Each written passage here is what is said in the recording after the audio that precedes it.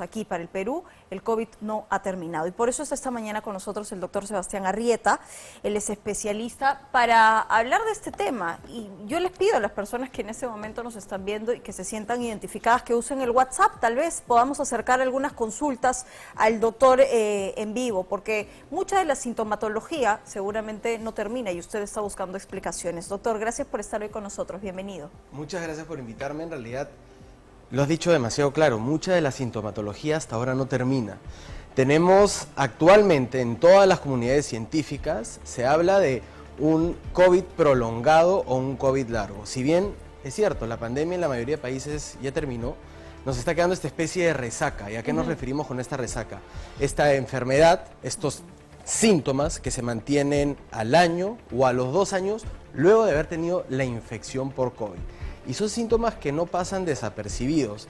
¿Cuál es el tema? Que no necesariamente son respiratorios, sino a veces no encontramos realmente la causa o a qué atribuirlo. Y de eso es de lo que les quiero comentar el día de hoy. ¿En qué personas se da esto? ¿Cuáles son los cuadros que se vienen a dar por esta infección? Y finalmente, lo que a mí me gusta, medicina estilo de vida. Yo les quiero contar las recomendaciones alimentarias, de actividad física, de vitaminas y minerales, etcétera, para levantar ese sistema inmunológico. Bien, vamos entonces, porque claro, los síntomas que normalmente conocemos, que nos dan de COVID, son estos síntomas similares a los de una gripe fuerte que quizás pueden terminar. Pero ¿qué puede sentir después una persona que ha salido de lo peor del COVID? ¿Con qué se puede quedar y por cuánto tiempo van a permanecer esos síntomas? Vamos a hablar de eso de todas maneras, pero quiero antes agregar una cosita. Lo que se estima es que más o menos el 3% de la población mundial tiene este COVID prolongado. Estamos hablando de que en Perú 1 millón de personas puede estar padeciendo estos síntomas que no tiene idea de dónde vienen y que pueden haber sido por esta infección del COVID. ¿Y en quiénes se desarrolla este COVID prolongado, este COVID un poco más largo? En personas que no se vacunaron y les dio la infección, que bueno, al inicio lamentablemente fue una gran cantidad de personas. No teníamos vacunas, ¿no? Pero también personas que tuvieron la infección severa, las personas que estuvieron con balones, con tanques de oxígeno en casa, las personas que estuvieron en UCI, esas personas se ve mucho más frecuente este COVID largo que dura de 1 a 2 años.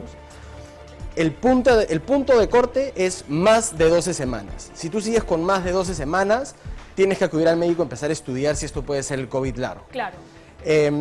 Entonces, ahora respondiéndote un poco, decirte que hay un cuadro, un tipo de persona que padece estos síntomas, es mentirte. Yo les he preparado una especie de características especiales que cada persona puede padecer. Entonces tenemos, por ejemplo, el paciente de batería baja, el paciente que después del COVID se siente sin físico, que quizás antes era deportista, que quizás antes estaba corriendo y ahora no siente, se da cuenta que su físico ha disminuido mucho. Yo creo que tú estás en otro tipo de cuadro, en Doctor, otro tipo... no siga, porque ahorita ya me pongo como diagnóstico COVID. No, pero... Y está muy bien, porque también quiero decirles que antes de diagnosticar COVID prolongado, antes de eso, primero tenemos que ir al médico para descartar todas las otras causas por las cuales puedes estar padeciendo. Ahora, con esto, doctor, y sí quisiera hacer un corte aquí porque, claro, uno pensaría, ya estoy negativa, no voy, me hago una prueba molecular, lo que sea, ya aparentemente el virus salió de mi cuerpo, ¿no? Y eso no, una prueba negativa no asegura que yo pueda estar ante estas posibilidades. Tal cual, de hecho, esto no se puede detectar por sangre. Quizás en algunos casos podemos detectar marcadores inflamatorios un poco altos a los cuales le podemos atribuir este proceso, ¿no? Entonces tenemos paciente de batería baja, que antes rendía bien físicamente en su actividad física y ahora no lo hace. Yo no creo que ese es tu caso. Tenemos el paciente sin aliento, esta persona que ahora antes pues no tenía ningún problema para movilizarse y ahora se agita mucho cuando sube las escaleras, cuando cruza la pista, cuando se sube al microbús. Ese es otro caso. Tenemos el paciente sin voz. Son personas que tienen tos seca, carrasperas, les duele cuando hablan. Acá me quiero detener un segundo. Si estás pasando por esto, lo primero que tienes que hacer es vas al médico especialista para que revisen que no sea un pólipo, que no sea un cáncer de cuerdas vocales, que no sea cualquier otro tipo de inflamación que no tenga que ver con el COVID, porque para el diagnóstico del COVID prolongado, primero se descartan todas las otras causas médicas y luego se da el diagnóstico de COVID. Luego tenemos al paciente irritado, esta persona que está de mal humor, frustrada, que cuando se levanta te dice que se marea, que sigue con síntomas gastrointestinales. Tenemos a las personas con insomnio, que esto es algo que se está viendo a unas cantidades gigantescas. Yo tengo una comunidad entre mis redes sociales de más o menos 500.000 personas y todos los días me piden, oye, no duermo. Antes de decir, es por el COVID, lo que tenemos que hacer es, vamos al especialista del sueño y descartamos que no sea por apnea, que no sea por ansiedad, que no sea por estrés. Doctor, es importante señalar también que esta es una tipología que usted ha separado en función también de los reportes que ha recibido, o esto es algo que ya se está manejando en la comunidad internacional, porque algunos otros doctores, y esto también llega por internet, ¿no? Sigue siendo también una suerte de misterio, como estamos hablando de un virus relativamente nuevo. Total. Lo que se está presentando después también es nuevo, ¿no? Entonces hay que ir estudiándolo. De hecho, yo he cogido las dos sociedades médicas más importantes, que es el Colegio de Médicos Británico y la CDC, para traerles esta información.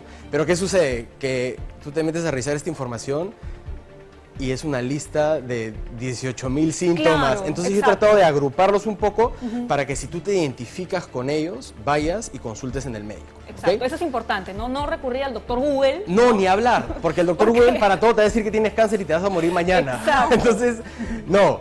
De ahí tenemos el paciente deprimido. Y acá quiero hacer también una pausa, ¿no? En este país ha fallecido casi 250.000 de personas. Entonces, mucha gente ha perdido papás, mamás, hijos, hermanos. Entonces, tenemos toda la razón del mundo para sentirnos así. ¿Cuántos negocios han quebrado, no?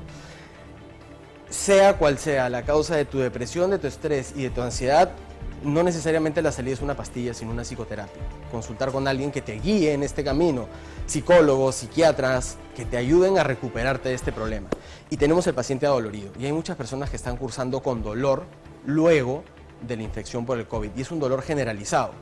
Hay personas que terminan desarrollando una enfermedad reumatológica, porque el proceso inflamatorio fue tan fuerte, tan severo, que el cuerpo se quedó con este chip de, oye, yo tengo que atacar, y comienza una artritis, por ejemplo.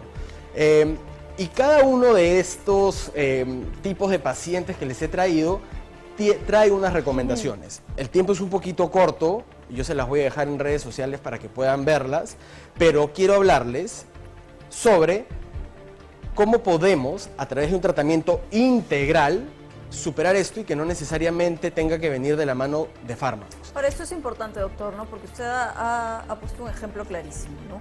Buscamos en una pastilla, en un jarabe, en una receta, lo que no vamos a encontrar, ¿no? Primero identificar la causa y luego cómo es que integralmente este sistema inmunológico comienza a responder, ¿no? Y usted va a tener ahí algunas recomendaciones y yo insisto mucho, ¿no? Que el cambio de hábito es esa clave para sentirnos mejor. Total, esta pandemia se llevó a los inmunocomprometidos, se llevó a las personas mayores, a las personas que tenían enfermedades crónicas, pero también se llevó mucho a las personas con sobrepeso, con obesidad, con hipertensión, con problemas cardíacos, todo muy relacionado al estilo de vida, a las enfermedades crónicas no transmisibles, ¿ok?